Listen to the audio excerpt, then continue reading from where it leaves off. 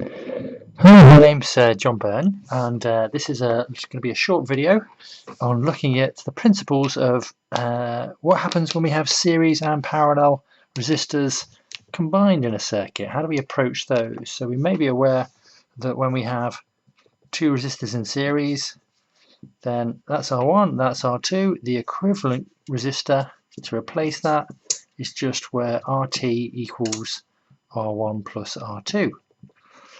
Okay, so that's when you've only got series resistors. That's all very good. And what happens, of course, when we have a parallel circuit? Well, we've got two resistors, R1, and we've got that one in parallel with another resistor, R2. And also, just to help us understand how these things work, it doesn't really matter where that wire is connected. So, although that looks slightly different, the wires are at the top. It's exactly the same, of course, exactly the same. All right, so it doesn't actually matter where along this wire you put those connections. And again, the equivalent value for that would be RT. But how do we work out RT? Well, we use the formula 1 over RT equals 1 over R1. There's R1 plus 1 over R2. And then we find a common denominator with these values, add them together, and then of course to get RT we flip them upside down, and a shorthand version of that might be R1 times R2 over R1 plus R2. Okay, so that's if you've just got series or parallel. What happens if you've got a bit of both? So we just have to take it one step at a time. So let's have a look at this first one. Quite common if we have a parallel set of resistors, and then we have that parallel combination in series. That is in series with that single resistor. I'm going to call that one R1 and R2. I'll call that one R3. So what do? Okay, and also just good to notice that sometimes you'll have a circuit and it looks like that. Looks slightly different, but again, those two circuits are electrically speaking exactly the same. That's R1, that's R2, and that'll be R3. Okay, and so in some ways it looks like there's two in series and then something in parallel, but what we do in this case is that those two are in parallel with each other, and so we have to work out the R1 and R2 first. Okay, so we might suggest R parallel. Okay, and what we do is 1 over that. I'm going to move that down a bit close to there. So 1 over R parallel, I might write it like that, is 1 over R1 plus 1 over R2. Okay, and like before, we work it out and we'll get a value. And then, so the equivalent of that means that we've now got this value that we've just worked out, and now that's in series with R3. Okay, so now we just treat that as a series circuit. Alright, so RT is R1 plus R2, but of course we've called this now the parallel resistor combination plus R3. And you just work out your values, and that'll give us the overall answer of the single resistor that would replace all of that. Okay, let's have a look at another one. So again, looks similar. This time we've got two resistors like that in series, and then we've got a resistor in parallel with the whole thing. We might call that on R1, R2, and then R3. What do we do there? Well, those two are in parallel, but they're not. It's not just in parallel with that one. It is in parallel with that one as well. So what we do is we first work out the series combination.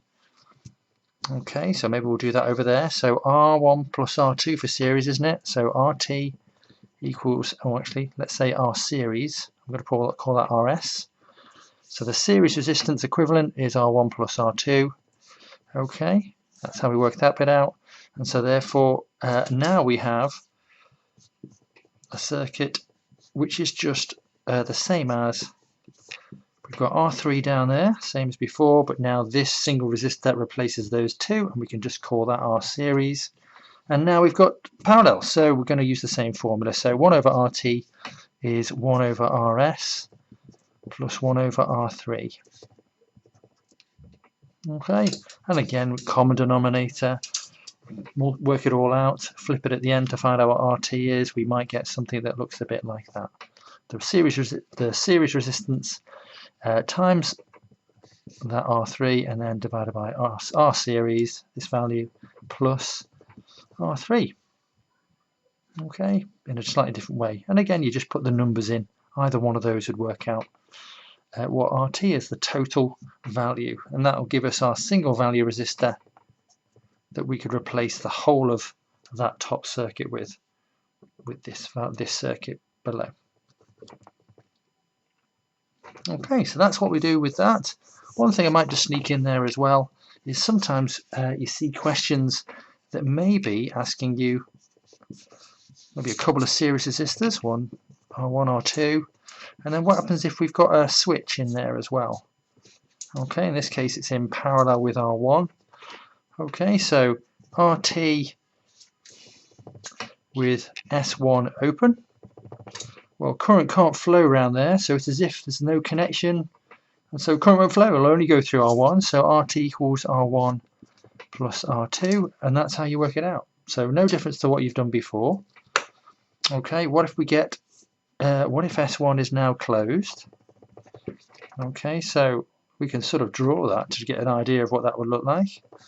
Well, now there's a current path through there as well as through there. And we might suggest that, well, that's just a wire now, so that's going to have very close to zero resistance. This has got a certain value of resistance, so more current is going to go through this easier route, because there's less resistance, than through here. And if this is a reasonably sized thickness of wire, then of course pretty much all of the current is going to go through there, and it bypasses that. So that circuit now, even though there's a resistance there, the current is mainly going to go through there, and it's going to behave like a short, what we call a short circuit. We're short circuiting R1, so the circuit just becomes R2. And so with R1's basically as if it wasn't there. So S1 is closed, and so the total resistance is now actually just equal to R2. Because with S1 closed, the current's going to go around that way and through there. Okay, let's have a look at another one. And let's have a look at just a parallel combination. What happens when it's in parallel? I'll draw it like that. Just to remind ourselves that that is exactly the same circuit as if it was drawn like that. Again, R1, maybe R2 we can call those. And what happens if we have another switch? Sort of there.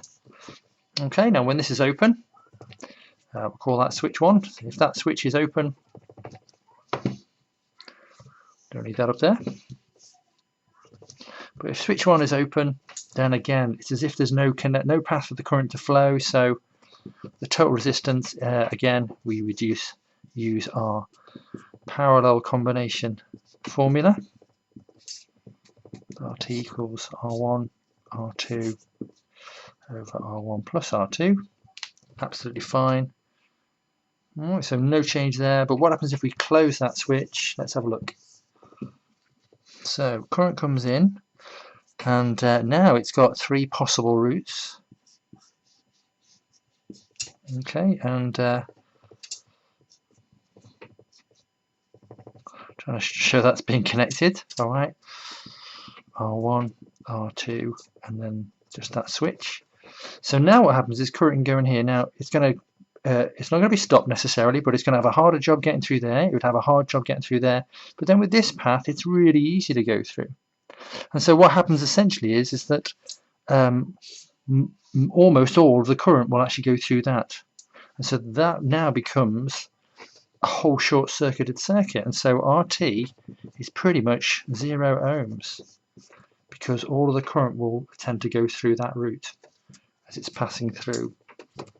You know, in reality, microamps, nanoamps, anything like that might go through these fellas, but this is now essentially got 0 resistance, and so the current is essentially going to go that way. And for this section of a circuit, with the switch closed in parallel, the resistance of that section becomes 0. Hope that's useful for answering some of the questions we may set you in lesson next. Good luck.